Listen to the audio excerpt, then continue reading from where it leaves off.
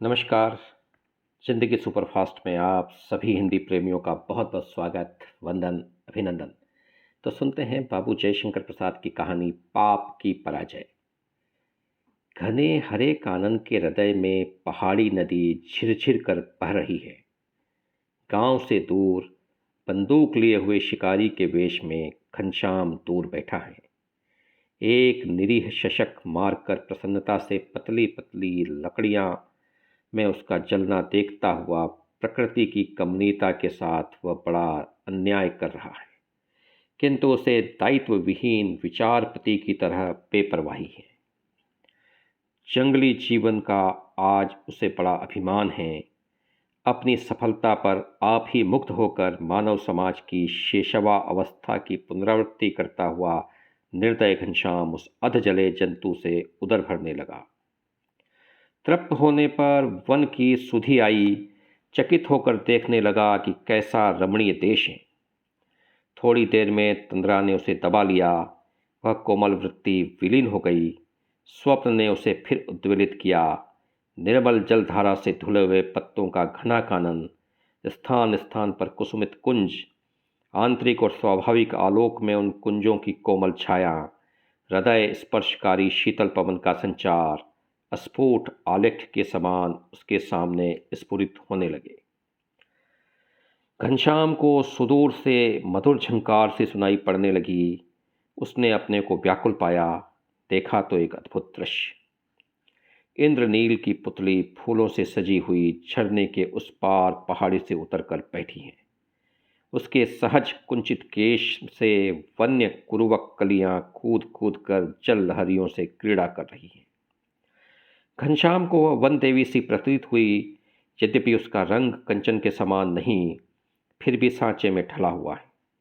आकर्षण विस्तृत नेत्र नहीं, तो भी उसमें एक स्वाभाविक राग है। यह कवि की कल्पना सी कोई स्वर्गीय आकृति नहीं, प्रत्युतः एक भीलनी है। तब भी उसमें सौंदर्य नहीं है, यह कोई साहस के साथ नहीं कह सकता। घनश्याम ने तंद्रा से चौंक कर उस सहज सौंदर्य को देखा और विषय समस्या में पड़कर यह सोचने लगा, क्या सौंदर्य उपासना की ही वस्तु है, उपभोग की नहीं? इस प्रश्न को हल करने के लिए उसने हंटिंग कोट के पॉकेट का सहारा लिया। क्लांति हारिणी का पान करने पर उसकी आंखों पर रंगीन चश्मा चढ़ गया। उसकी तंद्रा का यह काल्पनिक स्वर्ग धीरे धीरे विलास मदिरा में परिणत होने लगा। घनश्याम ने देखा कि अद्भुत रूप, यौवन की चरम सीमा और स्वास्थ्य का मनोहर संस्करण रंग बदलकर पाप ही सामने आया है। पाप का यह रूप जब यह वासना को फांसकर अपनी ओर मिला चुकता है, बड़ा कोमल, अथच, कठोर एवं भयानक होता है। और तब पाप का मुख कितना सुंदर होता है। सुंदर ही नहीं, आकर्षक भी। वह भी कितना प्रलोभनपूर्ण और कितना शक्तिशाली, जो अनुभव में नहीं आ सकता। उसमें विजय का दर्प भरा रहता है। वह अपनी एक मृदु मुस्कान से सुदृढ़ विवेक की अवहेलना करता है। घनश्याम ने धोखा खाया और क्षण भर में वह सरल सुषमा विलुप्त होकर उद्दीपन का अभिनय करने लगी। यौवन ने भी उस समय काम से मित्रता कर ली। पाप की सेना और उसका आक्रमण प्रबल हो चला। विचलित होते ही घनश्याम को पराजित होना पड़ा। वह आवेश में बाहें फैलाकर झरने को पार करने लगा। नील की पुतली ने उस ओर देखा भी नहीं। युवक की मांसल पीन भुजाएं उसे आलिंगन करना ही चाहती थी कि ऊपर पहाड़ी पर से यह शब्द सुनाई पड़ा, क्यों नीला, कब तक यहीं बैठी रहेगी? मुझे देर हो रही है, चल घर चले। घनश्याम ने सिर उठाकर देखा तो ज्योतिर्मयी दिव्य मूर्ति, रमणी सुलभ प्रतिष्ठा का ज्वलंत प्रमाण केवल यौवन से ही नहीं, बल्कि कला की दृष्टि से भी दृष्टिगत हुई।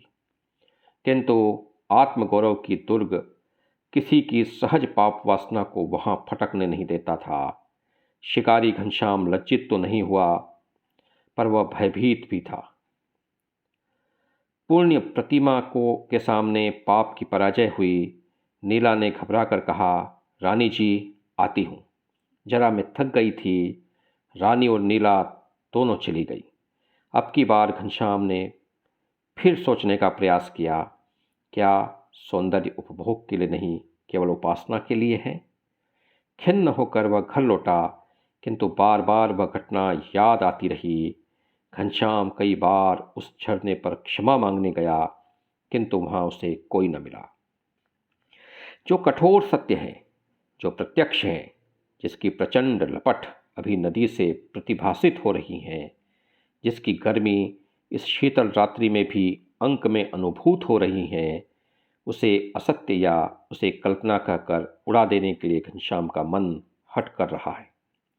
थोड़ी देर पहले जब नदी पर से मुक्त आकाश में एक टुकड़ा बादल का उठ आया था, चिता लगा चुकी थी, घनश्याम आग लगाने को उपस्थित था। उसकी स्त्री चिता पर अतीत निद्रा में निमग्न थी। निठुर हिंदू शास्त्र की कठोर आज्ञा से जब वह विद्रोह करने लगा, उसी समय घनश्याम को सांत्वना हुई। उसने अचानक मूर्खता से अग्नि लगा दी। उसे ध्यान हुआ कि निर्दय बादल बरसकर चिता को बुझा देंगे, उसे जलने न देंगे, किंतु व्यर्थ। चिता ठंडी होकर और भी ठहर ठहर कर सुलगने लगी, क्षण भर में जलकर राख न होने पाई। घनश्याम ने हृदय में सोचा कि यदि हम मुसलमान या ईसाई होते तो आह, फूलों में मिली हुई मुलायम मिट्टी में इसे सुला देते, सुंदर समाधि बनाते, आजीवन प्रति संध्या को दीप जलाते, फूल चढ़ाते, कविता पढ़ते, रोते, आंसू बहाते, किसी तरह दिन बीत जाते, किंतु यहाँ कुछ भी नहीं। हत्यारा समाज, कठोर धर्म, कुत्सित व्यवस्था, इनसे क्या आशा। चिता जलने लगी। शमशान से लौटते समय घनश्याम ने साथियों को छोड़कर जंगल की ओर पैर बढ़ाया। जहाँ प्रायः शिकार खेलने जाया करता, वहीं जाकर बैठ गया। आज वह बहुत दिनों के बाद इधर आया है। कुछ ही दूरी पर देखा कि साखू के वृक्ष की छाया में एक सुकुमार शरीर पड़ा है। सिरहाने तकिए का काम हाथ दे रहा है। घनश्याम ने अभी कड़ी चोट खाई है। करुण कमल का उसके आर्द्र मानस में विकास हो गया था।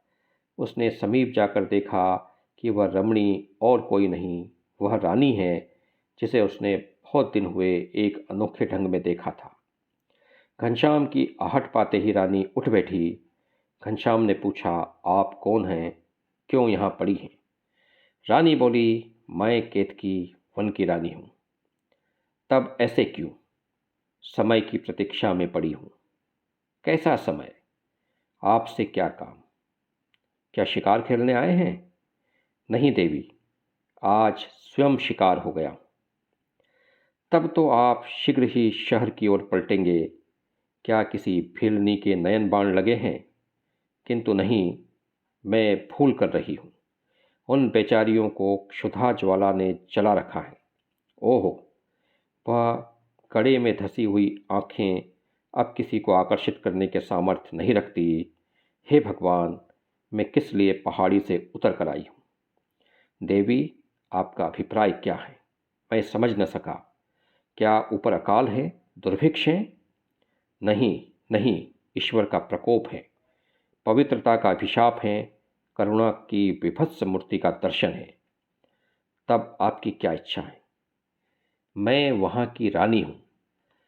मेरे वस्त्र आभूषण भंडार में जो कुछ है, सब बेचकर 3 महीने किसी प्रकार उन्हें खिला सकी। अब मेरे पास केवल इस वस्त्र को छोड़कर और कुछ नहीं रहा कि विक्रय करके एक भी क्षुधित पेट की ज्वाला बुझा सकूं। क्या? शहर चलूंगी? सुना है कि वहाँ रूप का भी दाम मिलता है। यदि कुछ मिल सके तब तो इसे भी बेच दूंगी।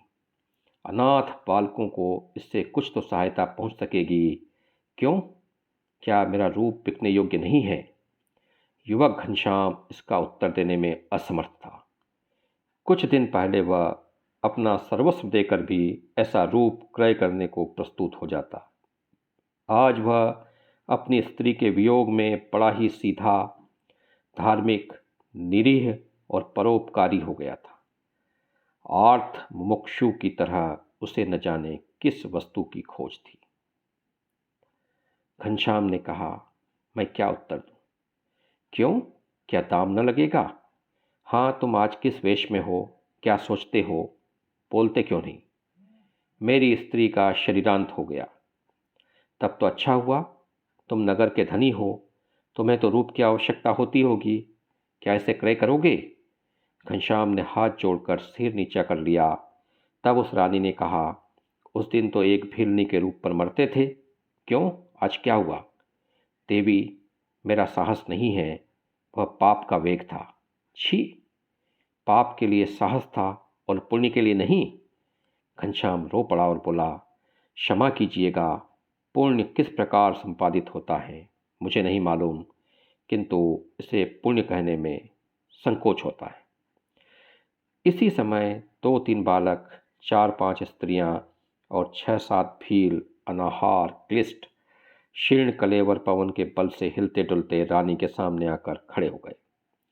रानी ने कहा, क्यों, अब पाप की परिभाषा करोगे?